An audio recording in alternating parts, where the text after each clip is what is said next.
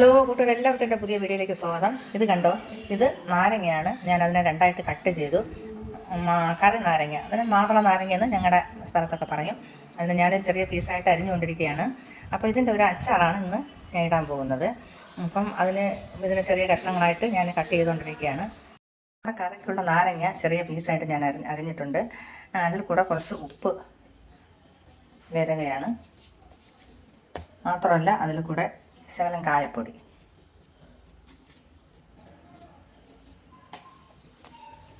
ഒന്ന് കുഴച്ച് വെക്കുകയാണ്. 10-15 മിനിറ്റ് ഒന്ന് കുഴച്ച് വെക്കാൻ പോവാണ്. അടുത്ത് കുറച്ച് വെളുത്തുള്ളി തൊലി കളഞ്ഞൊക്കെ വെച്ചിട്ടുണ്ട്. എണ്ണ ഒഴിക്കുന്നു. സൺഫ്ലവർ ഓയിലാണ് ഞാൻ എടുത്തിട്ടുള്ളത്. എണ്ണ ചൂടായി, ഇനി കടുകിടാൻ പോകണം. അപ്പോൾ കടുകെല്ലാം പൊട്ടി ഇനി കറിവേപ്പില ഇടുന്നു. അടുത്ത് ഞാൻ ചെയ്യാൻ പോകുന്നത് വെളുത്തുള്ളി ഇടാൻ പോകണം. വെളുത്തുള്ളി ഒന്ന്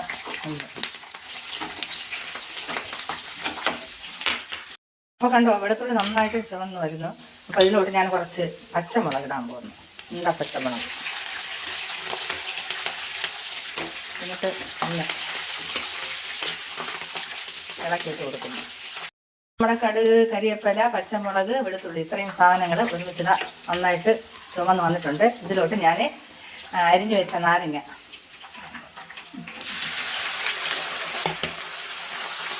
ഒന്ന് ഇളക്കിയെടുത്തേ. അപ്പോൾ ഇതിനെ നമുക്കിനി വെള്ളമൊന്നും ഒഴിക്കരുത്. കുറച്ച് സമയം അടച്ചു വെച്ച് വേവിക്കാൻ പോവുകയാണ്. നന്നായിട്ട് വേകുന്നത് വരെ ഇട്ട് കൊടുക്കണം.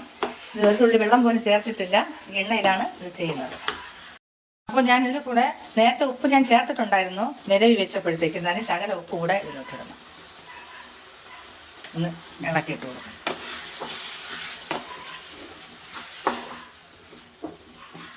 ഇനി അടച്ചു വെച്ച് നന്നായിട്ട് വേവിക്കുന്നു. കണ്ടോ, നമ്മുടെ നാരങ്ങ ഇതാണ്ട ഏകദേശം വെന്ത് പാകമായിട്ടുണ്ട്. കണ്ടോ, കുറച്ചുകൂടെ വേഗം കിടക്കാണ്. അപ്പോൾ നമ്മുടെ നാരങ്ങ നന്നായിട്ട് വെന്തിട്ടുണ്ട്. ഇനി ഞാനിതോട്ട് ചേർക്കാൻ പോകുന്നത് ഒരു 3 സ്പൂണ് മുളക് പൊടി ചേർക്കാൻ പോവുകയാണ്.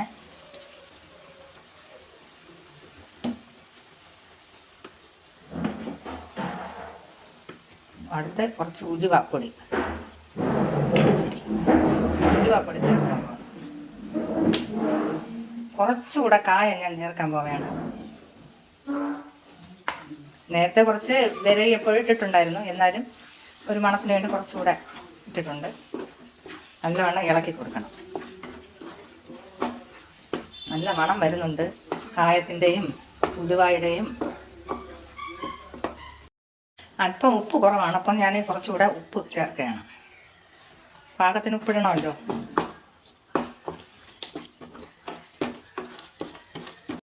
അറിഞ്ഞാണ്ടോ, എന്ത് കാണാൻ തന്നെ ഒരു ഭംഗി കണ്ടോ. അപ്പോൾ ഇനി ഏകദേശം ഇത് റെഡി ആയിട്ടുണ്ട്. ഇനി ഞാൻ അവസാനമായിട്ട്, അപ്പോൾ കണ്ട നാരങ്ങ അടിപൊളിയായിട്ടുണ്ട്, കാണാൻ തന്നെ ഒരു ഭംഗി. അപ്പം ഞാൻ ഇനി 2 സാധനം കൂടുതൽ ചേർക്കാൻ പോവുകയാണ്. ഒന്ന് എന്നാ നോക്കിയുള്ളൂ, ശർക്കര. ഇതിൻ്റെ കടുപ്പൊന്ന് മാറാൻ വേണ്ടിയാണ് ഇപ്പോൾ അത് ചേർക്കുന്നത്. ശർക്കര അപ്പോൾ ഒന്ന് ഇളക്കിയിട്ടോട്ടെ. അടുത്ത് ചേർക്കാൻ പോകണം ശകല വിനാഗിരി. കണ്ടോ കണ്ടോ,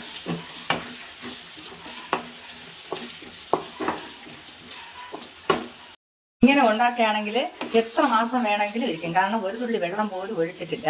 പിന്നെ ശകലം വിനാഗിരി ഒഴിച്ചിട്ടുണ്ട്, ശർക്കര ശകലം ഇട്ടിട്ടുണ്ട്. അപ്പോൾ ഇത് ഒരുപാട് മാസം ഇരിക്കും. നല്ല ടേസ്റ്റും കൂടെയാണ്. നിങ്ങളെല്ലാവരും ഒന്ന് വീട്ടിൽ ട്രൈ ചെയ്ത് നോക്കണം കേട്ടോ.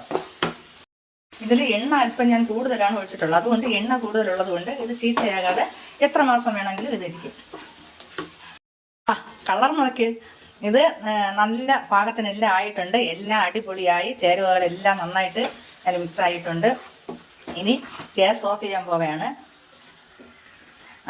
ഇനി അത് അപ്പോൾ കൂട്ടുകാരെ കണ്ടോ, നമ്മുടെ നാരങ്ങ അച്ചാർ അടിപൊളിയായിട്ടുണ്ട്. കണ്ടോ, അതിൻ്റെ കളർ കണ്ടോ, കാണാൻ തന്നെ നല്ലൊരു ഭംഗിയും മണവും. ഞാൻ ടേസ്റ്റൊക്കെ നോക്കി സൂപ്പറായിരിക്കുന്നുണ്ട്. അപ്പം നിങ്ങൾക്ക് ഇത് ഇഷ്ടപ്പെട്ടിട്ടുണ്ടെങ്കിൽ എല്ലാവരും വീട്ടിൽ ട്രൈ ചെയ്ത് നോക്കുക. ഇനി ഇത് നല്ലവണ്ണം തണുത്തതിന് ശേഷം ഞാൻ രാവിലെ മറ്റൊരു ഭരണിയിലോട്ട് മാറ്റുന്നതാണ്. അപ്പോൾ ഇത് എത്ര മാസം വേണമെങ്കിലും ഇരിക്കും. അപ്പോൾ നിങ്ങൾക്ക് എൻ്റെ വീഡിയോ ഇഷ്ടപ്പെട്ടിട്ടുണ്ടെങ്കിൽ സപ്പോർട്ട് ചെയ്യാൻ മറക്കണ്ട. ഞാൻ പുതിയ ഒരു വീഡിയോ ആയിട്ട് അടുത്ത് ഉടനെ എത്തുന്നതാണ്. ബൈ.